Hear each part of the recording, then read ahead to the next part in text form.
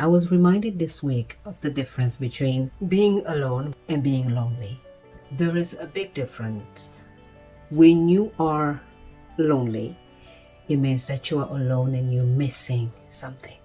You're craving for something.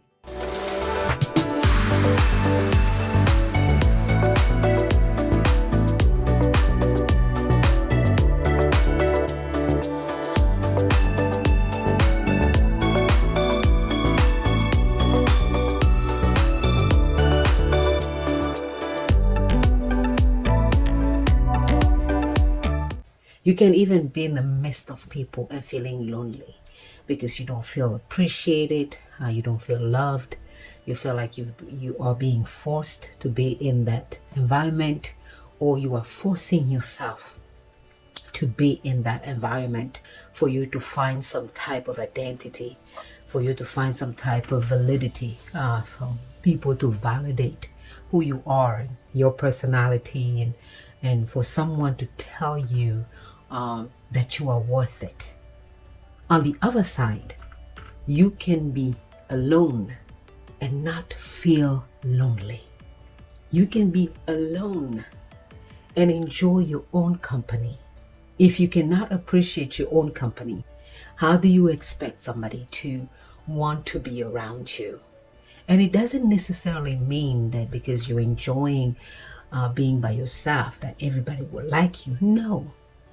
Life is passing you by when you are waiting for somebody else to come and validate who God has already said was perfect. Okay. For me, I think we are challenging God, or we are challenging the divine. We are challenging the creator when we think that we are not good enough, when we think that we need somebody else to validate who we are, when we think that we need somebody else's approval of who we are and what we're doing and how we should be doing things. There is nothing wrong in asking for questions, in asking for directions, and asking for advice. There is something wrong when you don't have your own thoughts, you don't have your own mind, you don't have your own decisions. There is something wrong when you have to wait for somebody to make a decision for you or to validate what you think. You know your life best, really, when there's nobody. If you do not have the stillness, you don't have the confidence of being alone, then there is an issue. And there is nothing wrong in trying to figure out why you feel lonely. Because loneliness brings depression.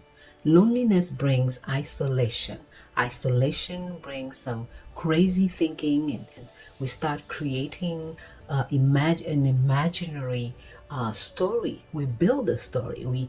We have actors and scenarios that once we come back to reality, if you check all that story, maybe 80% of that story is not even true. It is happening in your mind. Then we have tendency of picking or choosing the negative thoughts over the positive thoughts. I do believe the positive and the negative thoughts are always there. We just try to elevate one over the other. And it is with working on ourselves and developing that sense of self and questioning what we believe and why we believe what we believe, why we're doing what we do, why am I not feeling comfortable with myself, how can I improve, how can I challenge myself and still feel like I'm worth it. So when you are alone with your creator, you come back and you say, God, you didn't create me well. You didn't make me well. Then you are challenging the divine. You are challenging the creator. You are saying at that moment that you know best. You know what was best. But what you think you know best is just because you're comparing yourself with someone. Just imagine a world where there was nobody else to be compared with. Nobody else to compare yourself with. How would that life be?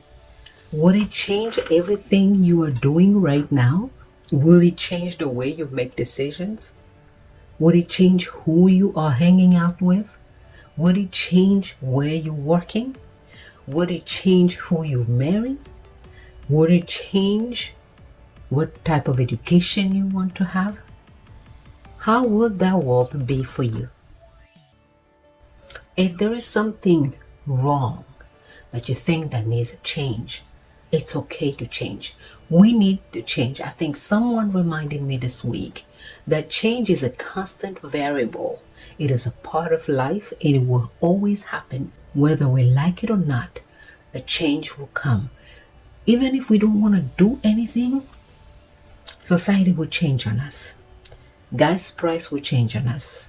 Food cost will change on us. Family members will change on us, forcing us to make a change. So change is permanent. It is the way we deal with change that will determine if we are mature or not. Are we? And truly, we want to be mature. If we are ready to get into the ring of life and win every battles, win every obstacles, win every challenges, win over every changes. And I believe it strongly. When a change appears in our lives, it means that we are ready to tackle the change. We should not be running away from it. We should not be hiding away from it. We should not be throwing it under the rug. We just have to face it. We have to take life by the horns. That's how it is. And we are ready. We should never underestimate the power that lies within us. That is probably dormant, but it is time for us to wake it up and to get going. And that was said over and over again. We are the changes that we've been waiting for. We are the people that we've been waiting for to change whatever is happening in our lives. We should not be waiting for no government, no children, no job, no boss. We should not be waiting for our partners, our family members to make the change for us. We should get going and try to change our lives